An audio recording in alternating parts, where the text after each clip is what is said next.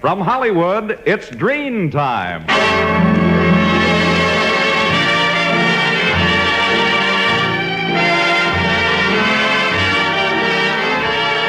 Ladies and gentlemen, the makers of Dreen Shampoo are pleased to present The Dreen Show, produced by Carlton Alsop and starring Don Ameche. Let me sleep, will you please, Blanche? Danny Thomas. It's a free country. I'm a citizen. And Francis Langford singing...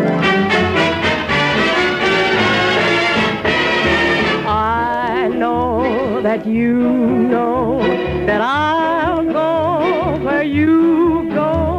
I choose you, won't lose you. I wish you knew how much I long to hold you in my arms. This time is my time. Will soon be goodbye time, and in the starlight hold me tight. With one more little kiss, say nighty-night.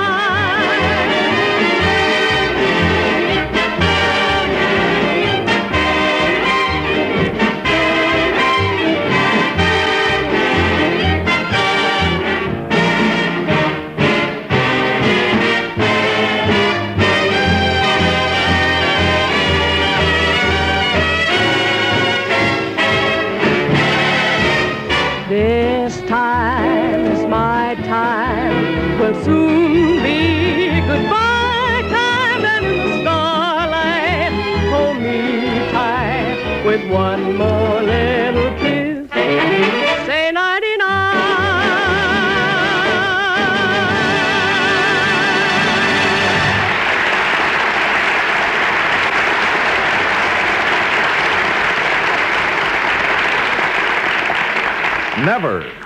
Never before Dreen could any shampoo reveal all the natural brilliance of your hair. Never before Dreen could any shampoo leave your hair so lustrous, yet so easy to manage. Dreen your hair and you bring out all its sparkling highlights. Dreen your hair and you glamorize all its soft, thrilling texture. Dreen your hair and you remove all luster-dulling soap film and unsightly dandruff.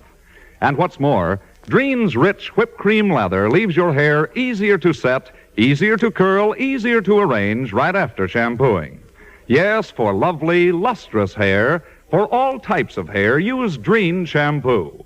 D-R-E-N-E, Dreen Shampoo in the familiar blue and yellow package. Remember that your hair can have that dazzling sheen the very first time that you use Dreen.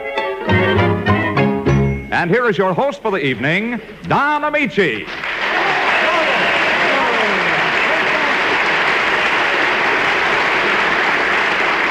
Thank you, ladies and gentlemen, and good evening.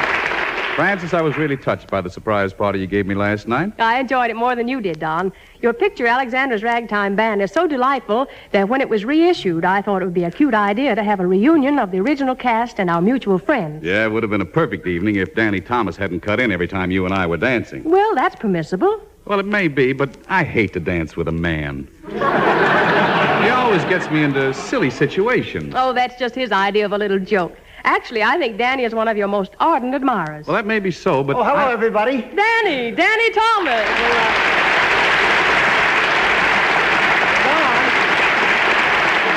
Gee, Don, I just came back from Grauman's Chinese where they're showing Alexander's Ragtime Band, and boy, am I glad I went. You are? Oh, I sure am. The candy machine had Hershey bars. You're supposed to be a friend of mine, and you think a Hershey bar is more important than my picture. Oh, not ordinarily, but these Hershey's had nuts in them. You see, Francis, how he gets me into these silly conversations? Oh, gee, Don, don't be angry. I'm just kidding. I'm exaggerating. Yeah, that's it. You're always exaggerating. I'm only human. There you go, exaggerating again. Oh, boys, you're always acting so antagonistic. Why don't you try saying nice things to each other? It's okay with me, Francis. In fact, Don, you know I really like you. You're so brilliant. You're so meticulous. You're so talented. What am I? You're so right. You might say something nice about me, Don. You know, I'm in pictures, too, now, and it impresses plenty of people, especially women. Well, I can prove it to you. Just watch. Does any young lady in the audience care to come up and kiss me? Any middle-aged lady like to come up and kiss me? Any old lady? Any old man?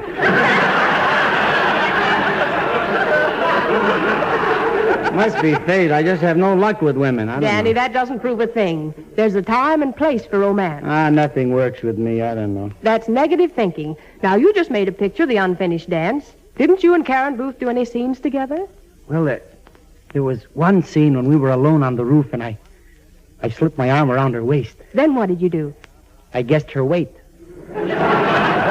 You know, Danny, I hate to constantly criticize you, but I don't think you're the type to play a lover in pictures. I'm not? Don't let Don worry you, Danny. Where there's life, there's hope.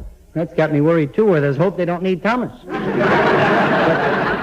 On second thought, maybe I shouldn't be so pessimistic. You know, Don, I have an uncle who wanted to be an actor, and he took dramatic lessons for 10 years. And after all those years, he decided he had no talent at all. And he quit? Oh, no, it was too late. By that time, he was a big star. Well, I still have confidence in you, Danny. There's a part in my next picture that I'd like to see you get. Did you ever play the part of a gay deceiver? A what? A gay deceiver. You know, a man who leads a woman on and leaves her in the dark. Oh, that's an usher. Danny, I never saw a mind work as peculiarly as yours. There's nothing peculiar about it. I just say whatever comes into my head. You have a point there. What do you mean? Well, I think that the theater isn't ready for you yet. Oh, you're wrong, Don. The theater's in my blood. You'll have to prove that to me. Well, go on. Punch me in the nose and I'll bleed a little Shakespeare for you. What's the use? Danny, it took me years to learn to become an actor, and I honor you by talking about something you'll never have the capacity to understand. Oh, I appreciate it. I'm not finished yet. If I ever again find myself discussing the theater with you, I'll punish myself by going to the darkest regions of Africa, finding the most vicious tribe of headhunters, and have them shrink my head until it's the size of yours. Yeah, but... Let's go, Francis. But, Don... That's all I have to say. Yeah, but wait a minute, Don. How do you like that? I mean, one day you're putting your footprints in the cement, the groundman's Chinese, and the next day you're mixing it. The way he belittles me. I mean, anybody with half an eye can see I'm a greater talent than he is. Only thing is, where am I going to find somebody with half an eye? He ridicules my head. You have a point there, he said to me. I should have said there's a reason for it. When I was 6 months old, my father was holding me upside down and dropped me into an ice cream cone, I should have said. That's true.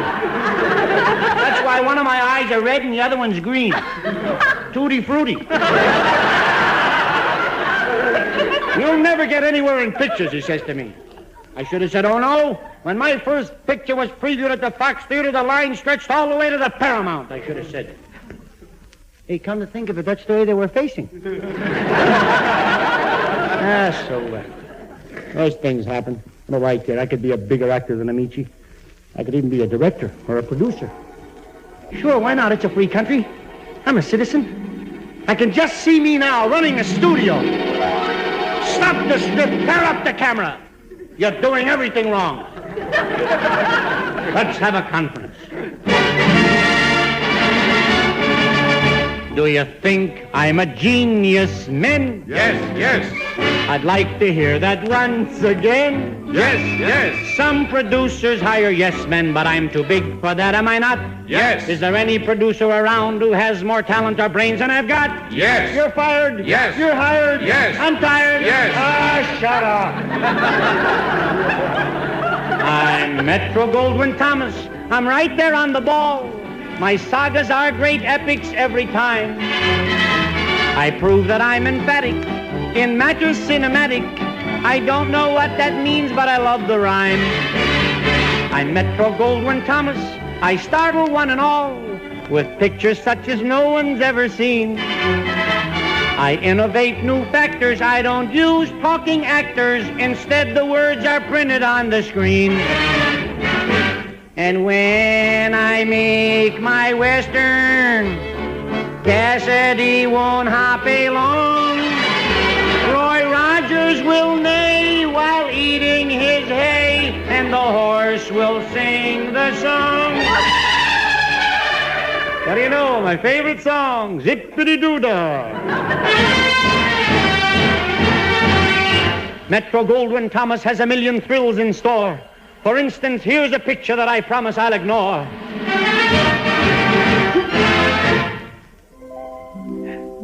Please the judge, Your Honor. No putting my boy Giuseppe to jail for life as a please. Giuseppe's a good kid. Always helps his mama wash the dishes. And every night they practice on the violin and the music. The music is so pretty, like the birds are singing. Please, Your Honor. This is my only boy, and we need him to work for us in the groceries. If he's such a good boy, why did he hijack a truck with 800 pounds of beef? Maybe he was hungry.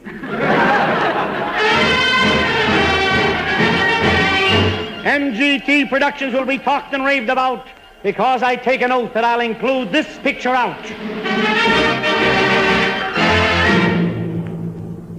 You better put down that gun, Lefty. You haven't got a chance. Come on down off the roof. Yeah? Well, come and get me. Okay, Lefty. Here I come. I'm warning you, Steve, I'll drill you. Remember, Lefty, I'm your brother. You're my brother, but you're a copper, see? And I hate coppers. Now stand back or I'll drill you. Lefty.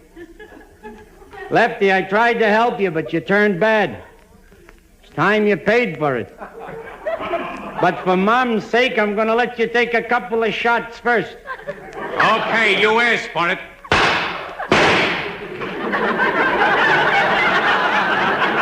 Why don't you shoot back, copper? I can't see you.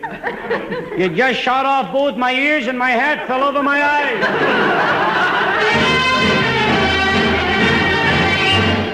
My next production will reveal a great surprise to you. You have my word that here's another scene I'll never do.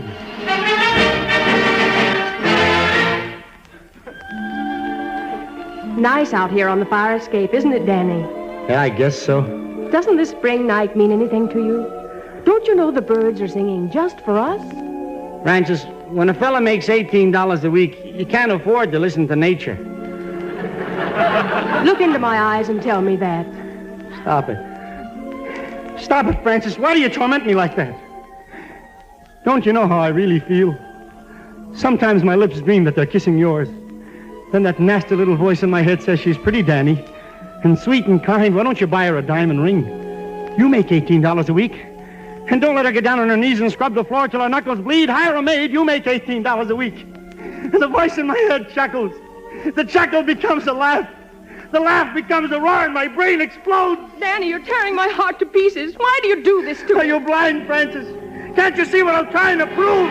What? What are you trying to prove? That I'm a better actor than Ameche.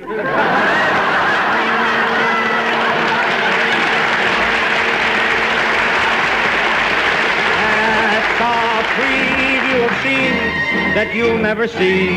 Produced by MGT.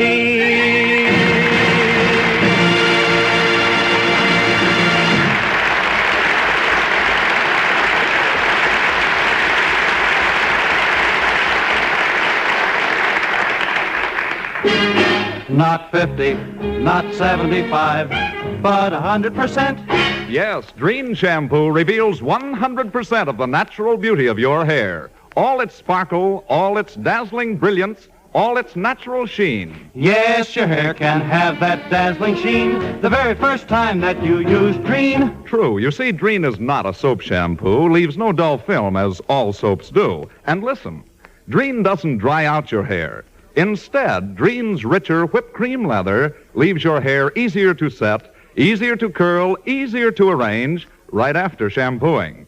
So for all types of hair, dry, normal, or oily, use Dreen Shampoo.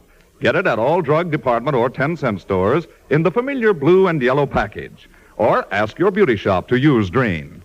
Don't forget, never before Dreen could any shampoo leave your hair so lustrous, yet so easy to manage. Yes, your hair can have that dazzling sheen the very first time that you use Dreen.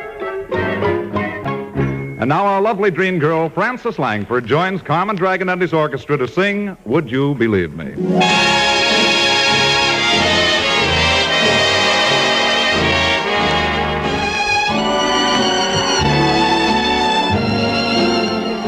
Would you believe me? I love you so. When you're beside me, I'm all aglow. My thoughts just want to assemble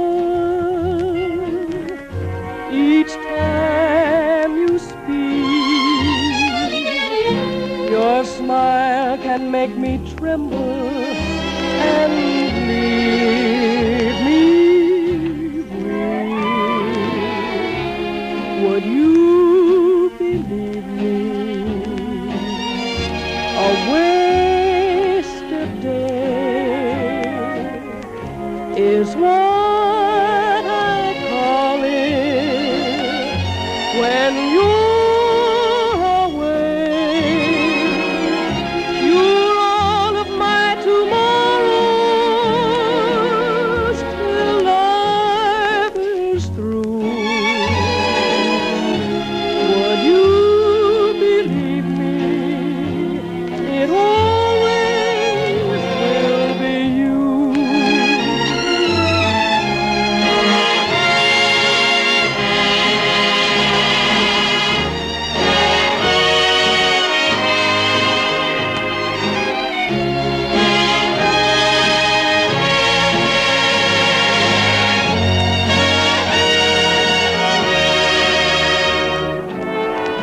You're all of my tomorrows till life is through. Would you believe me? It always will be you.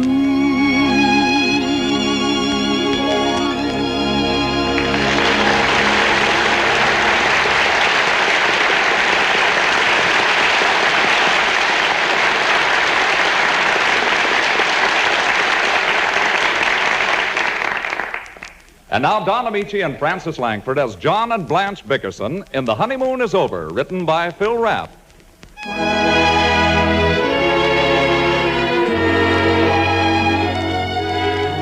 The Bickersons have retired. 3 o'clock in the morning finds Mrs. Bickerson wide awake and anxious as poor husband John, victim of a progressive insomnia or Farclay syndrome, a condition which causes the patient to awaken abruptly every 2 or 3 days, gives audible proof of his dread affliction. Listen.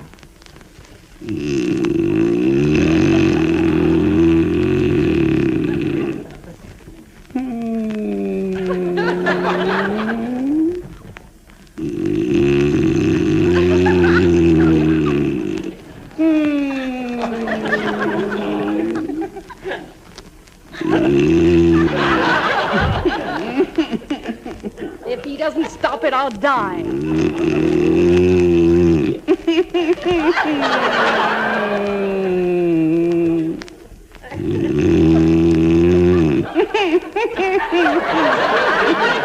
Oh, I've tried everything.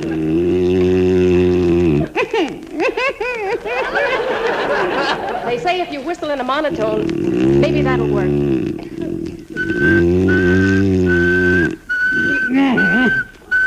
Blanche, wake up. What's the matter? Turn over your side.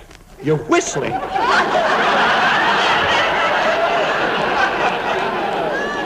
I know I'm whistling. It's the only way I can stop you from snoring.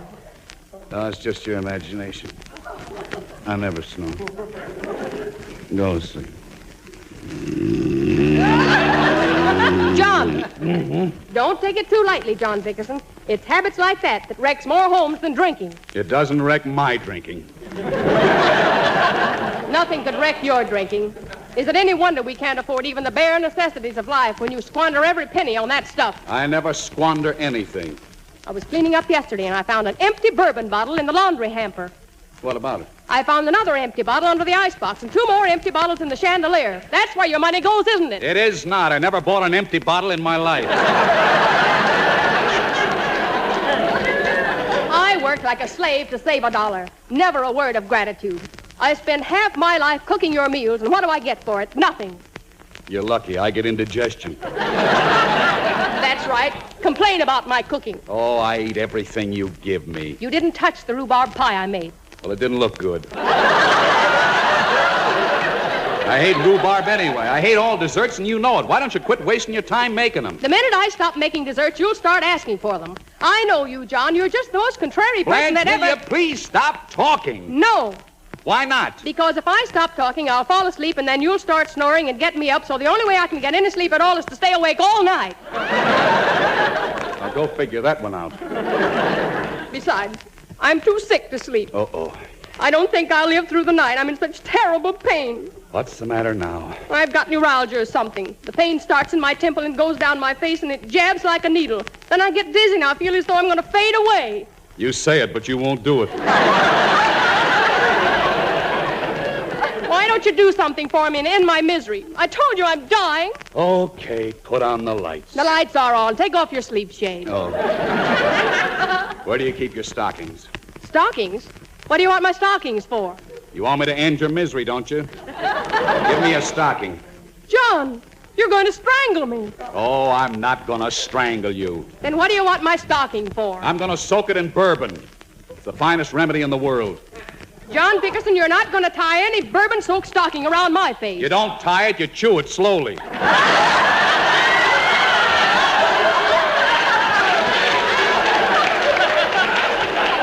You start at the toe and gradually work your way up to the top. Is that supposed to put me to sleep? No, but it'll make it a pleasure to stay awake. Now,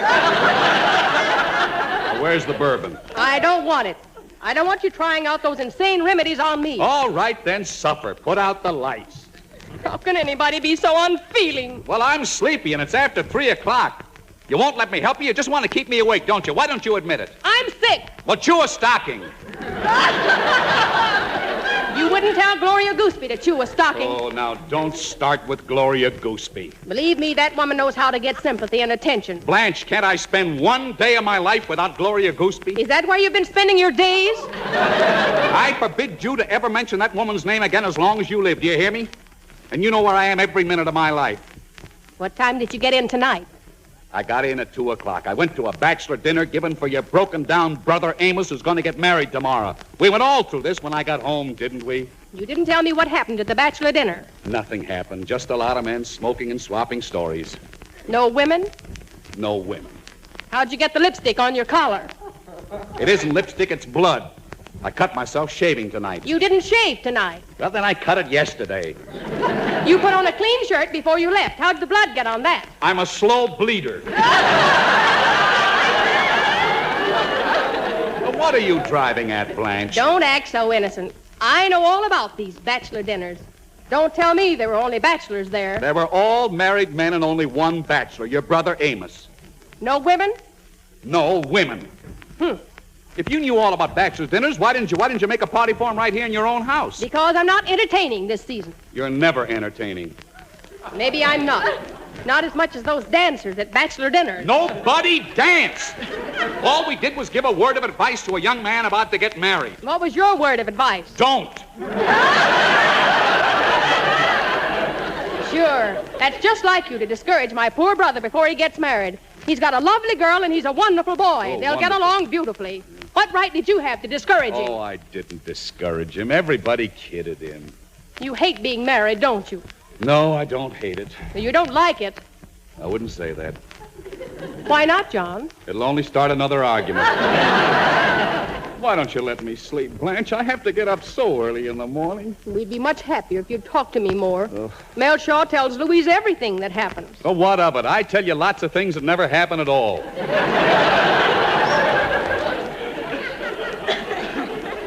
You'll never convince me. You just sat around tonight smoking and telling stories. I swear that's all there was to it, Blanche. Except after the speeches were over, Amos awarded a high silk hat to any man who could get up and say he never kissed any woman except his wife since they were married. Mel Shaw won it. Why didn't you stand up? Oh, Blanche, you know I look like the devil in a high hat. I don't know, John. You're certainly not the same man I married. Don't tell me there's a loophole. See, that's exactly what I mean. No matter how I try to be soft and pleasant to you, you'll always say some sarcastic remark and start an argument again. Well, I'm just sleepy. When we were engaged, you were never sleepy. All you wanted to do was hold my hand and stare at me. You said I was on your mind every minute of the day and night. You couldn't think of anything but me. Well, I married you, didn't I? What for? So I could forget you. That's no lie. Here you are running off every night to smokers and bachelor dinners, Leave me here all alone with no friends. Oh, I never leave you alone. Let me spend the rest of my days in solitude, growing old and feeble, nobody to give me any food and no strength to walk to the kitchen. Blanche. Why don't you get me a wheelchair, John? Why don't you stop getting hysterical? Instead of 10 seconds, you made yourself 90 years old. You're just trying to start something again. Nothing would ever start if you didn't snore like a steamboat. Well, can I help it if I snore? Yes, you can. Oh. Dr. Marvin says you snore on account of your windpipe. Here. You have a flaccid trachea, and when you inhale, it flutters. Why don't you let him fix it? Okay, I'll have it fixed next week. You say it, but you won't do it. Let him fix it now. What? Go on, get up and let Dr. Marvin pull out your trachea. Are you out of your mind? You think I'm going to let that butcher bore holes in my throat? He doesn't bore, he just inflates it with a needle. I don't care if he blows it up with a bicycle pump. Nobody's going to fool around with my trachea. I never heard of such a thing. Well, go sleep in the kitchen. All right, I'll go sleep in the kitchen. And on your way, I want you to send a wire to Amos and tell him marriage is good for him. Now, wait a minute, Blanche. I'm warning you, John. If you don't wire Amos this minute, I'll get my things. All right. I swear you can think of more things to keep me. Oh, my knee. Oh, put on the lights. The lights are on. Take off your sleep shade. Sending wires at 4 o'clock in the morning to... Hello, Western Union. I want to send a wire to Amos Badger. Carry United Nations Pool Hall.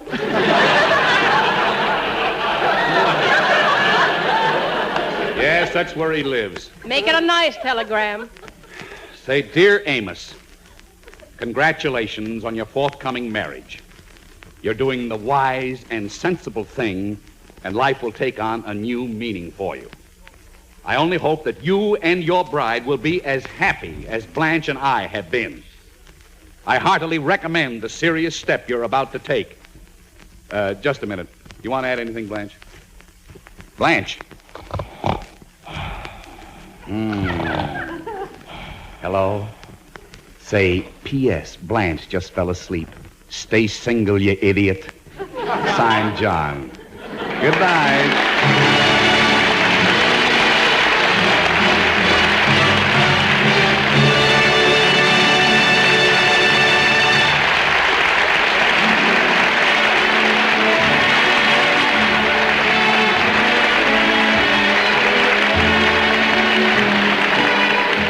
This is Toby Reed reminding you, never before Dreen, yes, never before Dreen, could any shampoo reveal 100% of the natural luster of your hair.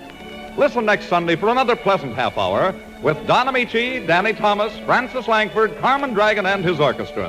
And now here is Don Ameche wishing you good days, good nights, and good luck until we meet again.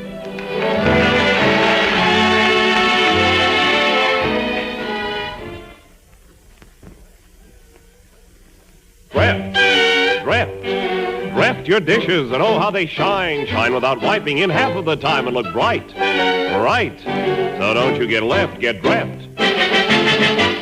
For dishes that shine even without wiping, get Dreft, the greatest dishwashing discovery in 2,000 years. Dreft, Procter & Gamble's sudsing miracle, makes even your nicest glassware sparkle like jewels, towel or no towel. Get Dreft in the bright green package. Remember, don't you get left, get Dreft.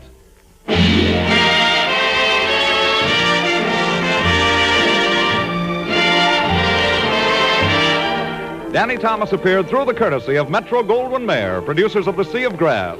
Danny Thomas's songs were written by Jerry Seelan, with special music by Carmen Dragon.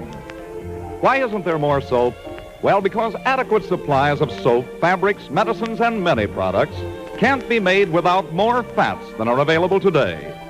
That's why everyone is urged to save every drop of kitchen fats every day. The need is urgent, the reason sound, and dealers now pay more per pound. NBC, the national broadcasting company.